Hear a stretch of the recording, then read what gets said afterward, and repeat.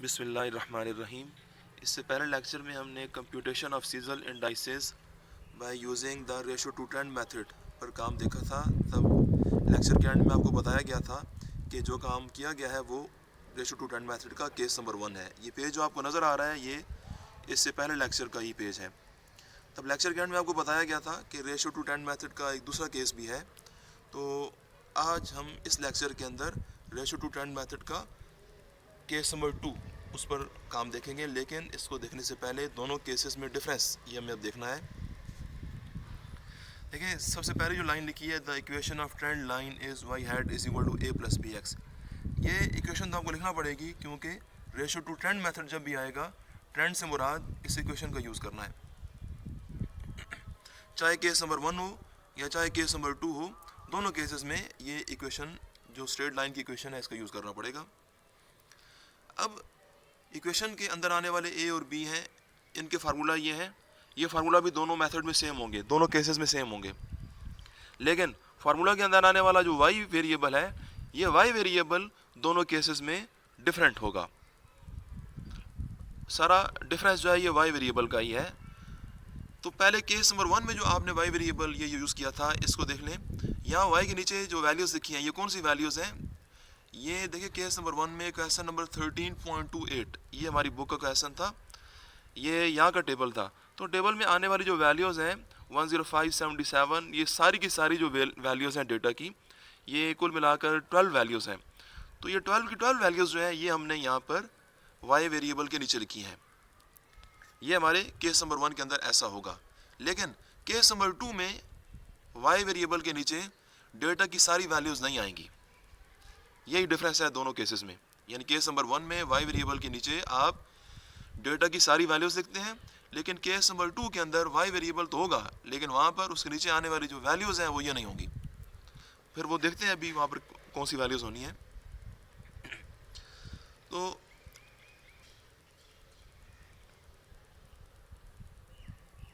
अब हम ये करेंगे कि केस नंबर 2 जो है रेशो टू ट्रेंड मेथड का, उसको भी हम ये करते हैं कि इसी डेटा के ऊपर करते हैं। दोनों केसेस सेम डेटा के ऊपर करते हैं ताकि हमें ज़रा बेहतर तरीके से आइडिया हो।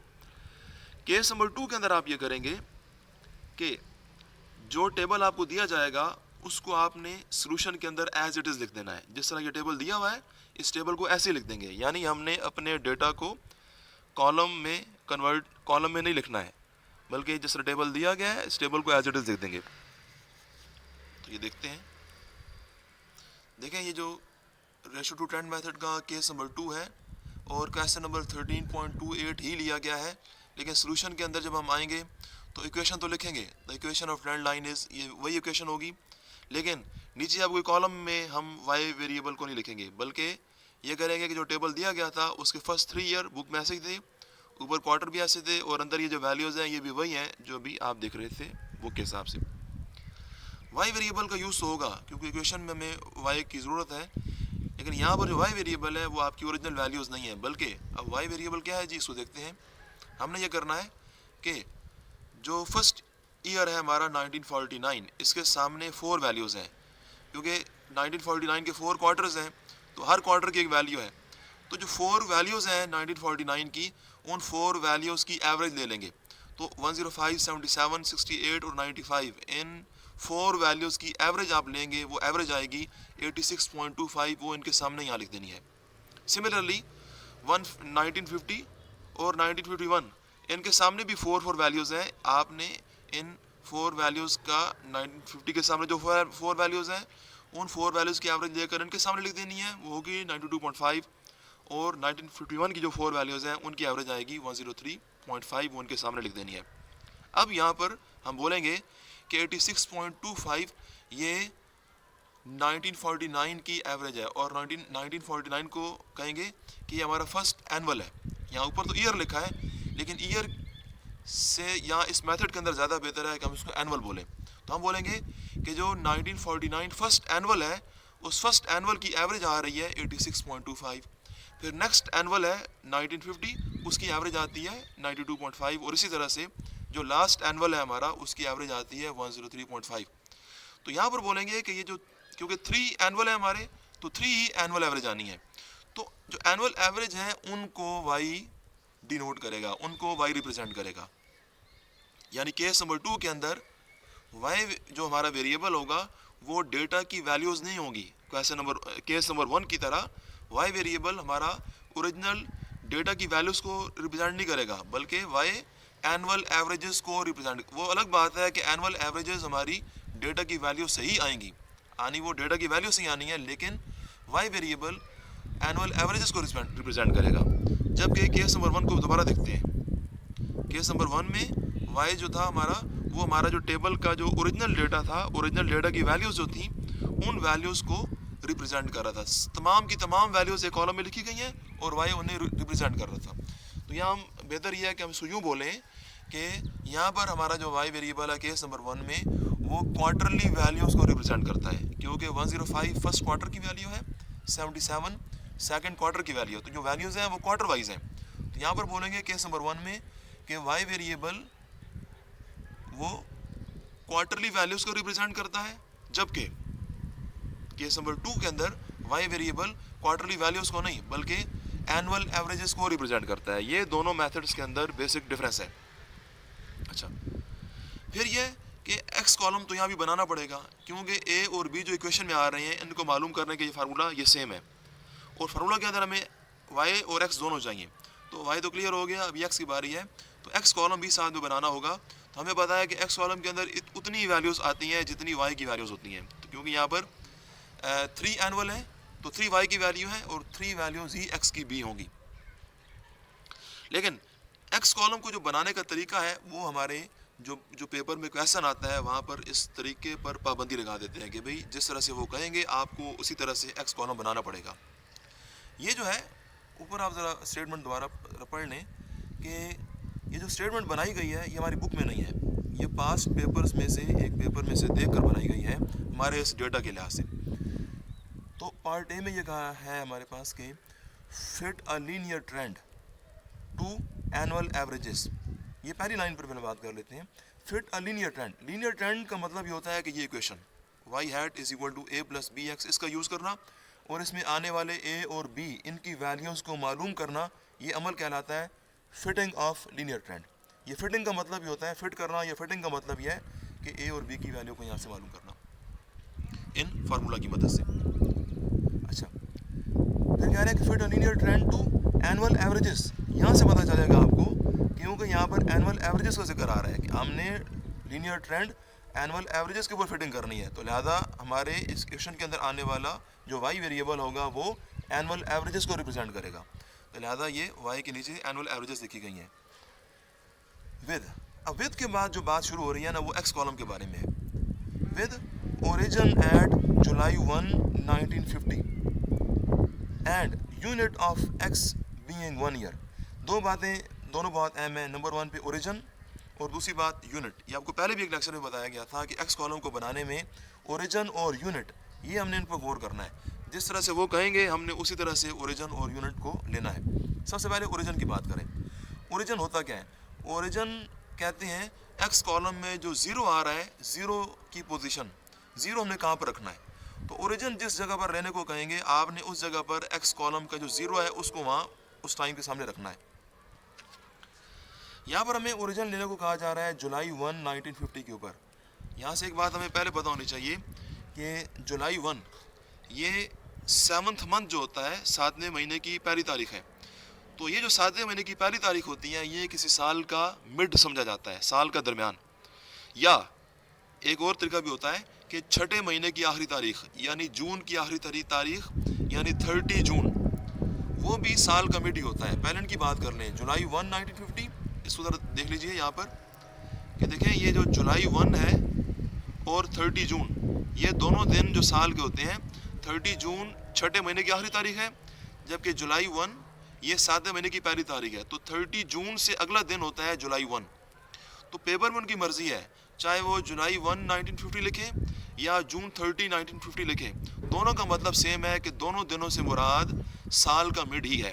लिहाजा मैंने यहाँ और लिखा है दरमियान में और इस के नीचे और के बाद लिख दिया है मिड ऑफ 1950। तो पेपर में जब आपके सामने किसी साल की जुलाई 1 या किसी भी साल का जून 30 ऐसा कहा जाए तो आप समझ लें कि भाई उस साल के मिड की बात हो रही है।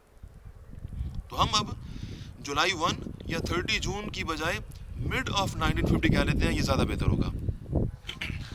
बाकी यह है कि आप ये ज़रा देख लें। चलो इससे दोबारा इस पेज पर आते हैं। तो अब हमें याद रखना है कि पेपर में वो सिर्फ जुलाई 1 या सिर्फ जून 30 लिखेंगे, इन दोनों में से कोई एक डेट लिखेंगे, लेकिन आपको पता होना है कि दोनों डेटों का मतलब साल का मिड होता है। तो अब इस क्वेश्चन के अंदर भी यहाँ क्योंकि जगह नहीं थी तो मैंने यहाँ पर यह किया कि सिर्फ जुलाई 1 1950 लिखी है, लेकिन जब आप प्रैक्टिस करेंगे अपने नोट्स में आपने ये करना है कि यहाँ जुलाई 1 1950 के बाद एक ब्रैकेट लगा लें और ब्रैकेट के अंदर लिख लें जून 30 1950, दोनों का मतलब एक ही है। तो जब हमने भी याद रखना है कि एक्स कॉलम बनाने में हमने ये करना है कि जिस साल की जुलाई 1 हो या जून 30 हो, उस साल के सामने हमने एक्स कॉलम में 0 लिखनी है। ये जुलाई 1 1950, इट मीन्स कि 1950 का मिड, तो जिस साल के मिड की बात हो रही होगी आपने उस साल के सामने 0 लिख देना है। लिहाजा एक बात जो ये ओरिजिन वाली थी, ये ओरिजिन हमारी क्लियर हो गई कि हमारा ओरिजिन यानी कि एक्स कॉलम का 0 1950 के बिल्कुल सामने आना चाहिए।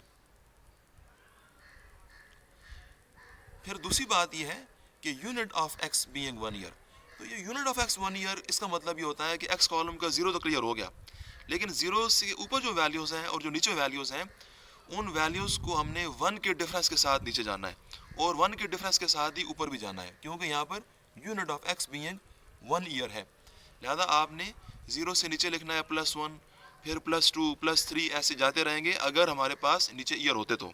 अभी तो सिर्फ 3 ईयर है टेबल के अंदर, यानी अगर किसी प्रैक्टिकल में या कहीं ज़्यादा ईयर आ जाए आपके पास, यानी 1951 के बाद 52, 1953 आ जाए, तो फिर उस सूरत में हमने 0 के बाद 1, 1 के बाद 2, 3, 4 ऐसे नीचे जाना है और ऊपर की तरफ 0 से -1, -2, -3 ऐसे ऊपर एक के डिफरेंस का जाना है। यानी 0 से 1 का डिफरेंस 1 का होता है, यानी आप 1 में से 0 को माइनस करें तो आंसर 1 ही आता है, या 0 में से -1 को माइनस करेंगे तो फिर भी आंसर 1 आएगा। तो ये जो बात हो रही है unit of x being 1 year, तो ऐसे क्वेश्चन के अंदर आपने हमेशा ये करना है कि 0 के बाद +1, +2 और ऊपर की तरफ -1, -2 ही लिखना है। अच्छा, ये एक्स कॉलम क्लियर हो गया जी। नेक्स्ट ये है कि देखिए ऊपर एक लाइन ये भी लिखी गई है कि let y denotes annual averages, क्योंकि पहले बताया गया है कि वाई कॉलम के नीचे एनुअल एवरेजेस लिखी हैं, तो आप बेहतर यह है कि पेपर में लिख भी दें कि भाई हमारा जो वाई है यहाँ पर ये एनुअल एवरेजेस को डिनोट कर रहा है। एक्स कॉलम आ गया जी, साथ में x square x y column, ये तो आप पहले बनाते रहे हैं। ये क्यों बनाते हैं? क्योंकि हमारे ए और बी के फार्मूला के अंदर हमें चाहिए। ये फार्मूला सेम है जी, इनके अंदर ये वैल्यूज़ आप इन आखिरी 4 कॉलम से ये मालूम करेंगे, इनके सम करें चारों कॉलम्स के, तो यहाँ पुट करें, आपको बी का आंसर मिलेगा 8.625 और ए का आंसर मिलेगा 94.08। ये ए और बी दोनों के जो आंसर आए हैं, ये न्यूमेरिकल वैल्यूज़ आपने ये करनी है कि अपनी इस इक्वेशन के अंदर पुट कर देनी है। तो आप लिखेंगे the trend line is y hat equal to 94.08 a की वैल्यू है और ये प्लस 8.625 ये बी की वैल्यू है और साथ में एक्स आ जाएगा। अब यहाँ तक यानी लाइन मालूम करने तक जो काम किया गया है वो आपका ये पार्ट नंबर ए का काम था। पार्ट नंबर में ए दोबारा पढ़ते हैं ज़रा सारे काम को करने के बाद कि fit a linear trend to annual averages, हमने एनुअल एवरेज का यूज़ किया। फिट अ लीनियर ट्रेंड, हमने ये किया कि लीनियर ट्रेंड की इक्वेशन लिखी और उसमें आने वाले ए और बी उनकी ये न्यूमेरिकल वैल्यूज़ मालूम करके वहाँ पुट किया। ये अमल कहलाता है कि लीनियर ट्रेंड की इक्वेशन को फिट करना, यानी ए और बी की न्यूमेरिकल वैल्यूज़ मालूम करके यहाँ पुट करना एक अमल कहलाता है। ये इक्वेशन जो आपने मालूम किया वाई हैट ये 94.08 प्लस 8.625 एक्स, ये इक्वेशन कहलाती है कि हमने लीनियर ट्रेंड की फिटिंग की विद ओरिजिन एट जुलाई 150। तो हमने ओरिजिन जुलाई 150 पर लिया। फिर unit of x being 1 year, हमने एक्स यूनिट 1 ईयर ली। तो ये हमारा जो काम था पार्ट ए का यहाँ तक आके मुकम्मल होता है। अब पार्ट बी की बात करें, compute seasonal indices for each quarter. ये काम जो है पार्ट बी का, ये अब यहाँ से स्टार्ट होता है नाउ के बाद। नाउ के बाद जो काम भी किया गया वो सारे का सारा पार्ट बी के लिए है। अब सीजनल इंडेक्स मालूम करने का तरीका यहाँ पर यह है। इसके लिए हमें यह करना है कि हमें पहले एक लाइन बनानी है। सबसे पहली लाइन आप बनाएंगे, नीचे की 3 लाइनें इसी लाइन से बनेगी। इस लाइन को बनाने के लिए आपको 2 चीज़ें देखनी है। नंबर 1 पे ईयर के अंदर गैप देखिए। सबसे पहले 1949, तो अगला साल 50 यानी 1 साल का गैप आ गया। 1950 से 51 फिर 1 साल का, तो यानी ईयर जो है वो एक साल के हिसाब से चेंज हो रहे हैं। लेकिन जब ईयर 1 साल की चेंज आती है तो उस टाइम पर आपने साथ में एक्स के अंदर चेंज देखनी है कि एक्स की वैल्यूज़ में चेंज कितनी आ रही है। तो मैं 1950 और 51 की बात करूँगा। 1950 के ऊपर एक्स की वैल्यू है 0, 51 के ऊपर है एक्स की वैल्यू 1, यानी 1950 से 51 पर आते हैं तो एक्स 0 से 1 तक आ जाता है। तो यहाँ पर एक साल की चेंज आती है, 50 से 51 में एक साल की चेंज आती है, जबकि एक्स के अंदर जब 0 से 1 होती है तो हम बोलेंगे कि 1 की चेंज आ रही है, बल्कि ये बोले कि 1 यूनिट चेंज हो रहा है उसका। तो एक्स का 1 यूनिट चेंज होता है जब एक साल की तब्दीली आती है। तो ये बात आपने यहाँ पहली लाइन में लिखनी है। तो यहाँ पर लिखा गया है चेंज इन एक्स, कि एक्स के अंदर चेंज इन 1 ईयर। 1 ईयर इसलिए लिखी है क्योंकि यहाँ पर 1 ईयर की चेंज हो रही है, लेकिन आपने बात शुरू की है चेंज इन एक्स से। भाई एक्स के अंदर आने वाली चेंज इन 1 ईयर, एक साल के अंदर, वो बराबर है 1 के, क्योंकि यहाँ पर एक साल के अंदर एक्स में 1 की चेंज आती है। तो बात आपने इंग्लिश में ऐसे लिखनी है, ये लाइन आप याद कर लें अच्छी तरह से कि स्टार्ट हमने यहाँ से करना है, चेंज इन एक्स करना है, change in x in 1 year equal to 1 कहेंगे। लेकिन आगे आप एक और इसका क्वेश्चन देखेंगे जिसके अंदर एक्स कॉलम के अंदर वैल्यूज़ में 1 की चेंज नहीं आएगी, बल्कि वहाँ पर 2 की चेंज आएगी। तो फिर जब 2 की चेंज आएगी तो आपने इक्वल में यहाँ पर साथ में 1 नहीं बल्कि 2 लिख देना है। वो भी हम पेज देखेंगे उसका, उस पेज को देखेंगे। लेकिन आप पहले याद कर लें कि इक्वल के साथ आने वाला ये जो 1 है, इस 1 का ताल्लुक होगा एक्स कॉलम के साथ, एक्स कॉलम में 2 कंसेक्टिव वैल्यूज़ के डिफरेंस के साथ। तो इक्वल के साथ का 1 एक्स कॉलम से आएगा, और ये 1 ईयर से है कि यहाँ पर 1 ईयर की चेंज आ रही है। अच्छा जी, जो दूसरी लाइन है, ये दूसरी लाइन पहली लाइन से ही बनेगी, और देखिए कि सारी लाइन सेम है, जस्ट चेंज कहाँ पर आ रही है, 1 ईयर की जगह पर नीचे 4 क्वार्टर लिख दिया गया है। तो इससे कोई मसला नहीं है, क्योंकि आपको पहले ही पता है कि जो 1 ईयर होता है उसके अंदर 4 क्वार्टर्स होते हैं। तो बाकी सारी लाइन सेम रहेगी, जस्ट 1 ईयर की जगह पर आप 4 क्वार्टर लिख देंगे। ये दोनों लाइनें एक ही, इन दोनों का मतलब एक ही बनता है। फिर जी मैं दूसरी लाइन फिर पढ़ता हूँ, change in x in 4 quarter is equal to 1, यानी 4 क्वार्टर में 1 की चेंज आती है। तो नीचे लाइन में कह रहे हैं कि change in x in 1 quarter, अगर 4 क्वार्टर में 1 की चेंज आ रही है तो 1 क्वार्टर में चेंज आपने मालूम करनी है, वो कैसे आएगी? वो आएगी जी, ये जो ऊपर का 4 है ये 1 के नीचे आ जाएगा, इक्वल के दूसरी तरफ जाएगा और 1 से 1 को डिवाइड कर देगा।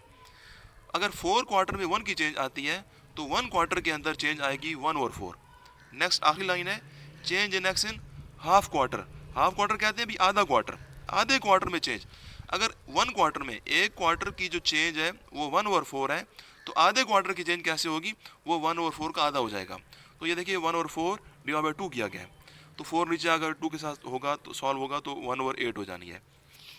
अब यह है कि हमारे स्टूडेंट्स तो ऐसे याद कर लेते हैं कि भाई half quarter is equal to 1 over 8 होना है। कब 1 ओवर 8 होना है? जब x की वैल्यूज़ 0, 1, 2, 3 लिखी हों, यानी x कॉलम में 0 लिखा हो, नीचे 1 और फिर 2 ऐसे आ रहे हों, उस सूरत में हमेशा ऐसा ही होता है कि 1 over 2 quarter is equal to 1 over 8 होनी है।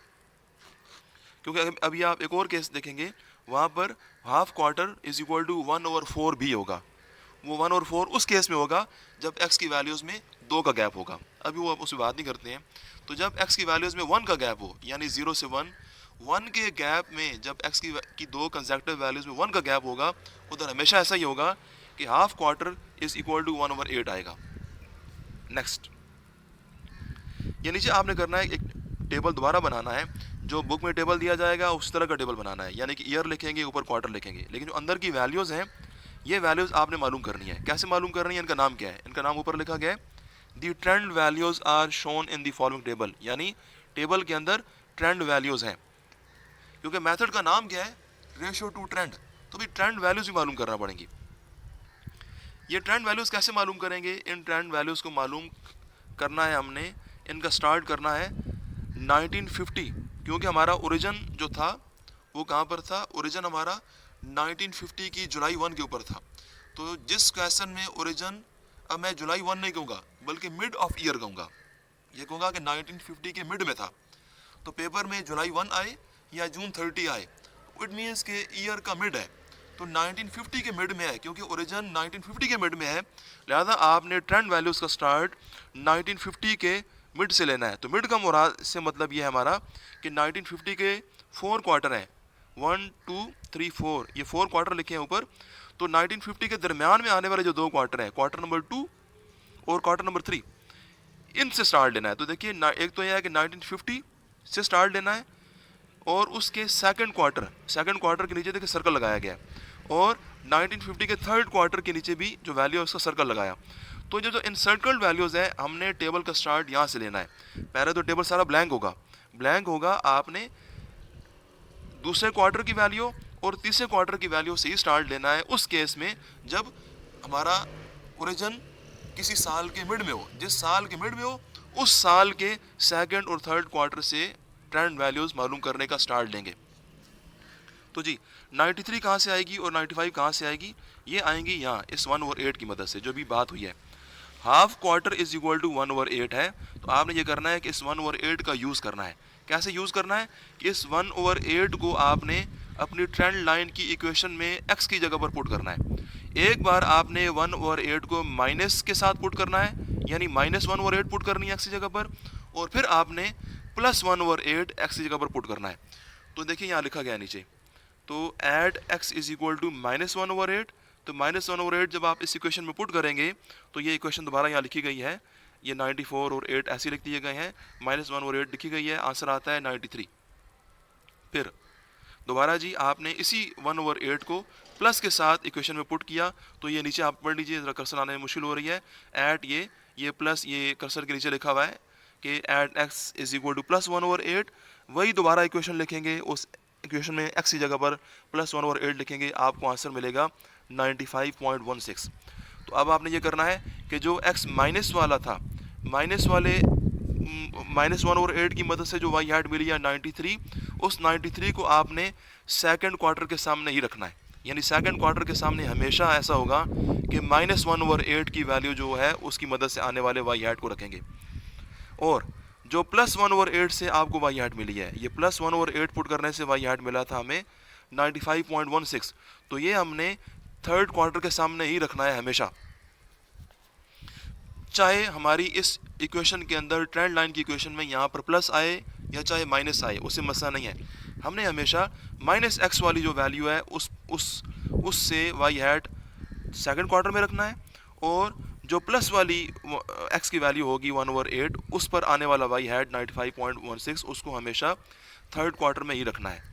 बाकी जब ये दो वैल्यूज़ आ जाएंगी तो बाकी वैल्यूज़ हमें फिर बाद में मिलेंगी इन दोनों वैल्यूज़ की मदद से। हमने ये करना है कि इन दोनों वैल्यूज़ यानी 93 और 95.16, इन दोनों का डिफरेंस लेना है। तो इन दोनों का डिफरेंस ये देखिए सबसे नीचे लाइन में लिखा गया है, डिफरेंस इज इक्वल टू, ये इन दोनों वैल्यूज़ को माइनस किया गया है, तो 95.16 पहले रखी गई है और फिर -93 की गई है, तो डिफरेंस आता है 2.16। अब इस डिफरेंस 2.16 का यूज़ करना है तो आपको बाकी वैल्यूज़ मिलेंगी।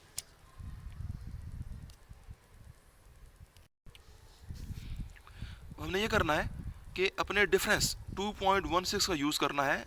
तो कैसे यूज़ करेंगे कि अब आप पहले अपनी इन दोनों वैल्यूज़ को देखेंगे। यहाँ देखिए जो 93 है ये छोटी वैल्यू है और ये सेकंड क्वार्टर में आ रही है, और 95 एक बड़ी वैल्यू है जो कि थर्ड क्वार्टर के सामने आ रही है। यहाँ से हमें ये अंदाज़ा हो रहा है कि एक तो ये पता चलता है कि क्योंकि सेकंड क्वार्टर पहले आता है, किसी भी साल का जो सेकंड क्वार्टर होता है वो पहले आता है और थर्ड क्वार्टर बाद में आता है। यानी सेकंड क्वार्टर यानी पहले का जो वक़्त है उसकी वैल्यू छोटी है, और थर्ड क्वार्टर यानी बाद के वक़्त की वैल्यू बड़ी है। यानी वक़्त पहले का जो है उसमें वैल्यूज़ छोटी थी और बाद में आने वाले वक़्त में वैल्यूज़ बड़ी हो रही हैं। इट मीन्स कि अगर थर्ड क्वार्टर में वैल्यू 95 है तो फोर्थ क्वार्टर की वैल्यू निकालने के लिए, क्योंकि फोर्थ क्वार्टर थर्ड क्वार्टर के भी बाद में आता है, तो लिहाजा आपको ये करना पड़ेगा, हम ये बोलेंगे कि जो वक़्त आगे की तरफ जा रहा है वैल्यूज़ बड़ी हो रही हैं। ये मैं क्या बोल रहा हूँ कि सेकंड क्वार्टर की वैल्यू छोटी है, सेकंड क्वार्टर पहले आता है, थर्ड क्वार्टर की वैल्यू बड़ी है, थर्ड क्वार्टर बाद में आता है। यानी पहले वक़्त में वैल्यूज़ छोटी हैं और बाद वाले वक़्त यानी वक़्त जो आगे बढ़ रहा है तो वैल्यूज़ बड़ी हो रही हैं। लिहाजा आपने अब 95.16 के अंदर ये डिफरेंस जो आया है, इस डिफरेंस यानी ये जो कोने में लिखा हुआ है 2.16, इसको आपने ऐड करना है। तो 95 में आप जब ऐड करेंगे डिफरेंस 2.16 तो आंसर मिलेगा 97.31। अब फिर ये करेंगे कि 97.31 में दोबारा ये 97.31 मिली है, इसके अंदर अब आपने ये करना है कि दोबारा डिफरेंस 2.16 है जो कोने में लिखा हुआ, इसी डिफरेंस को दोबारा आपने 97.31 में ऐड करेंगे तो अगले क्वार्टर की वैल्यू मिल जाएगी। लेकिन हमें पता है कि अभी अगला क्वार्टर यहाँ पर नहीं है, फोर्थ क्वार्टर के बाद आगे क्वार्टर नहीं है, लेकिन हमें यह पता है कि फोर्थ क्वार्टर 1950 का जो होता है उससे अगला क्वार्टर 1951 का फर्स्ट क्वार्टर होता है। तो अभी 1950 के फोर्थ क्वार्टर से आगे जो क्वार्टर होगा वो 1951 का फर्स्ट क्वार्टर ये होगा। तो आप ये करेंगे कि 97 और 31 में जब वैल्यू ऐड करेंगे 2.16 तो आपको आंसर मिलेगा 99.47, वो आपने 1951 के फर्स्ट क्वार्टर में रखना है। अब जी 99.47 के अंदर आपने दोबारा ये डिफरेंस 2.16 जो कोने में लिखा हुआ है इसको ऐड करना है, तो अगले क्वार्टर यानी कि दूसरे क्वार्टर की वैल्यू मिल जाएगी 101.63। सिमिलरली आप बार बार यही डिफरेंस ऐड करते रहेंगे तो अगले क्वार्टर्स की वैल्यूज़ यानी वक्त के आगे राइट साइड की तरफ आपको वैल्यूज़ मिलती रहेंगी। लेकिन अब 93 की बात करें, 93 से बैक साइड पर 93 सेकंड क्वार्टर की वैल्यू है, इससे पीछे जो वैल्यू होगी फर्स्ट क्वार्टर की, तो फर्स्ट क्वार्टर क्योंकि सेकंड क्वार्टर से पहले आता है तो लिहाजा 93 में से आपने ये करना है कि जो डिफरेंस है इसको माइनस करना है। बैक साइड पर वक्त अभी पहले बताया है कि थर्ड क्वार्टर की वैल्यू बड़ी है, सेकंड क्वार्टर की वैल्यू छोटी है, यानी जो जो वक्त पीछे की तरफ जा रहा है तो वैल्यू छोटी हो रही है। लिहाजा आपने 93 में से ये करना है कि ये डिफरेंस 2.16 जो कोने में लिखा हुआ है इसको 93 में से माइनस करेंगे तो आपको एक क्वार्टर पहले यानी फर्स्ट क्वार्टर की वैल्यू मिल जाएगी 90.84। फिर इस 90.84 में से आपने डिफरेंस 2.16 माइनस करना है तो इस क्वार्टर से भी पहले की वैल्यू आपको मिल जाएगी। तो जब हम इसे माइनस करते हैं तो 1950 का फर्स्ट क्वार्टर है तो इससे पहले का क्वार्टर होता है 1949 का फोर्थ क्वार्टर। लिहाजा 90.84 में से आप माइनस करेंगे ये कोने में लिखा हुआ 2.16 डिफरेंस तो आपको आंसर मिलेगा 88.68। आपने इसको फोर्थ क्वार्टर में लिखना है 1949 के। इसी तरह से जी 88.68 में से फिर आप ये डिफरेंस माइनस करते रहेंगे तो आपको इससे पिछले क्वार्टर्स की वैल्यूज़ मिलती रहेंगी। लेकिन अब यहाँ पर एक और बात सुन लें कि अगर ये बात उल्ट हो जाए, यानी हो जाता है इस तरह से कि ये जो वैल्यूज़ हैं, ये जो पहली दो वैल्यूज़ आप मालूम करते हैं, ये बाज़-औक़ात इनमें इसका इन्वर्स काम भी हो जाता है, यानी कि 93 की बजाय यहाँ बड़ी वैल्यू आ सकती है। मिसाल के तौर पर अगर यहाँ पर हमारी 93 की बजाय 98 वैल्यू आ जाती, ये तो 95 ही रहती, लेकिन यहाँ पर 93 की बजाय 98 हो जाती तो फिर आपने उल्ट काम करना था, बिल्कुल उल्ट काम करते। फिर आपको ये पता चलता अगर ये 93 की जगह 98 होती तो फिर आप बोलते कि भाई 98 सेकंड क्वार्टर की वैल्यू है और सेकंड क्वार्टर पहले होता है, तो यानी पहले की वैल्यू बड़ी है और थर्ड क्वार्टर बाद में होता है, बाद वाले क्वार्टर की वैल्यू छोटी हो रही होती, तो फिर आप ये बोलते कि जो जो टाइम बैक साइड पे जा रहा है वैल्यूज़ बड़ी हो रही हैं। लिहाजा फिर उस सूरत में आपने अगर यहाँ पर 98 होती तो फिर आप 98 के अंदर डिफरेंस को ऐड करते रहते, ऐड करके पीछे की तरफ जाते। यानी ये लाजमी नहीं है कि हमेशा हमेशा वक़्त के पीछे की तरफ ऐड नहीं करना है, बल्कि अपनी वैल्यूज़ को देखना है। अगर ये पहले की वैल्यू छोटी हो तो फिर माइनस करते रहेंगे, अगर ये पहली वैल्यू यानी सेकंड क्वार्टर की वैल्यू और बड़ी आ जाए तो फिर उस सूरत में हमने बैक साइड पर डिफरेंस को ऐड करते रहना है। बहरहाल जी अब देखते हैं कि ये क्या था, ऊपर के टेबल में ओरिजिनल वैल्यूज़ हैं क्वार्टर्स की, जबकि नीचे के अब टेबल में आ गई हैं ट्रेंड वैल्यूज़। अब ये काम कहाँ तक पहुँचा है हमारा, ये काम अभी केस 1 को देख लेते हैं ज़रा, हमें आसानी हो जाएगी कि हमारे पास ऊपर के टेबल में ओरिजिनल वैल्यूज़ हैं जबकि नीचे के टेबल में ट्रेंड वैल्यूज़ हैं। तो ये क्या है, आप केस नंबर 1 में देखिए, केस नंबर 1 में ओरिजिनल वैल्यूज़ थी ये वाई कॉलम के नीचे और ट्रेंड वैल्यूज़ थी ये इस कॉलम में। अब आगे काम आपने ये करना है जिस तरह आपने केस नंबर 1 में काम किया था। ये आखिरी कॉलम कैसे बनाया था कि हमने ओरिजिनल वैल्यू वाई को ऊपर रखा और नीचे डिवाइड की थी वाई हैड यानी कि ट्रेंड वैल्यूज़, यानी आपने जो ओरिजिनल वैल्यूज़ थी ये वाई कॉलम के नीचे लिखी हुई उन सारी वैल्यूज़ को डिवाइड किया था उनके सामने आने वाली ट्रेंड वैल्यू से, तो आपको आखिरी कॉलम मिला था।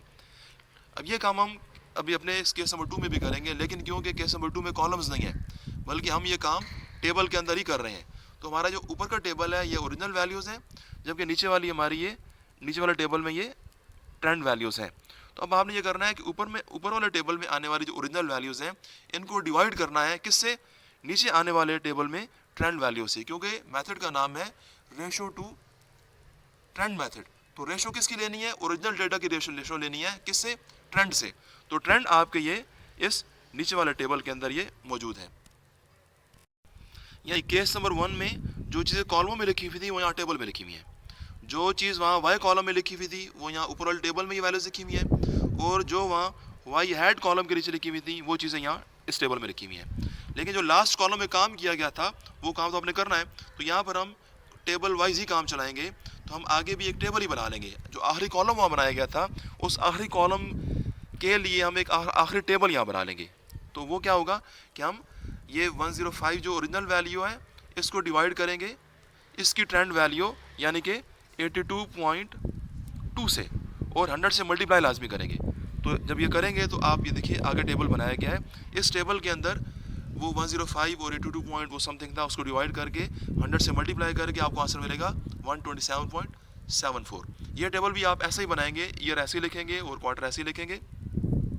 नेक्स्ट वैल्यू 91.34, ये कहाँ से आई होगी? ये आई होगी भाई जो ओरिजिनल वैल्यू है 77, इसको डिवाइड किया गया है इसकी ट्रेंड वैल्यू 86.36 से और 100 से मल्टीप्लाई किया गया है, तो हमें आंसर मिला है ये जी 91.34। सिमिलरली बाकी ऊपर वाले टेबल के अंदर आने वाली जो वैल्यूज़ हैं उन सारी वैल्यूज़ को आप उनकी कोरस्पॉन्डेंस के अंदर नीचे आने वाले टेबल की वैल्यू से डिवाइड करेंगे, 100 से मल्टीप्लाई करेंगे तो ये टेबल बन जाएगा। ये बात ऊपर इंग्लिश में लिखी भी गई है, आप कोशिश करें पेपर में भी ये लिख दें। नेक्स्ट जी आप ये अब टेबल आपका वहाँ तक पहुँच चुका है कि जो केस नंबर 1 का आखिरी टेबल था। अब ये टेबल वही काम आप करेंगे जो आपने केस नंबर 1 में आखिरी टेबल में किया था कि आप क्वार्टर वाइज एवरेज लेंगे। तो पहले क्वार्टर की 3 वैल्यूज़ इनकी एवरेज ली, फिर नेक्स्ट 3 क्वार्टर की एवरेज यानी उनके मीन लिए और ये लिखे, इनके टोटल किए। जो 400 नहीं बन रहे थे तो नीचे काम करना पड़ा है करेक्शन फैक्टर का, यानी कि 400 लाना चाहते हैं और जो चीज़ आ गई है 400.96 वो नीचे रखेंगे, जो चीज़ लाना चाहते हैं ऊपर रखेंगे और जो सम आ चुका है वो नीचे रखेंगे। तो ये डिवाइड करिए, इसमें कोशिश करें कि आप पॉइंट के बाद 3 डिजिट या 4 डिजिट लाजमी रखें। तो इसमें जो आपको करेक्शन फैक्टर का आंसर मिलेगा, ये आंसर आपने मीन्स, ये जो 4 मीन आए हैं इन मीन्स के साथ मल्टीप्लाई करना है। कुछ स्टूडेंट्स इन्हें गलती से ऐड कर देते हैं, ऐड नहीं करना है, करेक्शन फैक्टर के आंसर को आपने मीन्स के साथ मल्टीप्लाई करना है। तो इन चारों मीन्स के साथ यही एक जो वैल्यू है 0.976 ये मल्टीप्लाई होगी तो नीचे निकल आएंगे सीजल इंडेक्स। तो 121.05 को आप मल्टीप्लाई करेंगे 0.976 के साथ तो आपको आंसर मिलेगा 120.6। सिमिलरली ये ऊपर की तीनों वैल्यूज़ इसके साथ मल्टीप्लाई होंगी तो ये नीचे के आंसर आ जाएंगे। अब सीजन इंडेक्स का सम यकीनन 400 ही बनेगा। इसमें अब ये है जी कि एक हमारे पास यहाँ पर ओरिजिन हमारा, फिर बात करते हैं जुलाई 1 1950 पर रहने को कहा गया है, तो हम बोलते हैं कि हमें 1950 के मिड में ओरिजिन लेने को कहा गया है। लेकिन इसका एक और तरीका भी है जिसमें ओरिजिन ईयर के मिड में नहीं होता है बल्कि ईयर के स्टार्ट में आ जाता है, तो वो काम भी हमें लाजमी देखना है, वो भी बहुत अहम काम है। तो वो हम नेक्स्ट लेक्चर में देखेंगे। मैं आपको सिर्फ उसकी पिक्चर दिखा देता हूँ कि ये हमारा एक पास पेपर का क्वेश्चन है जी। इस क्वेश्चन के अंदर ऐसा ही हुआ है कि ओरिजिन साल के मिड में नहीं बल्कि यहाँ पर जनवरी 1 2002, जनवरी जो होती है साल का स्टार्ट होती है, तो यहाँ पर ओरिजिन मिड में नहीं बल्कि साल के स्टार्ट में लेने को कहा गया है। तो ये फिर हम नेक्स्ट लेक्चर में देखेंगे कि जब ओरिजिन को साल के स्टार्ट में लेना हो तो फिर काम कैसे होगा। ये भी बड़ा अहम काम है, ये क्वेश्चन हमारे पेपर में अमूमन आते हैं। ओके जी, अल्लाह हाफिज़।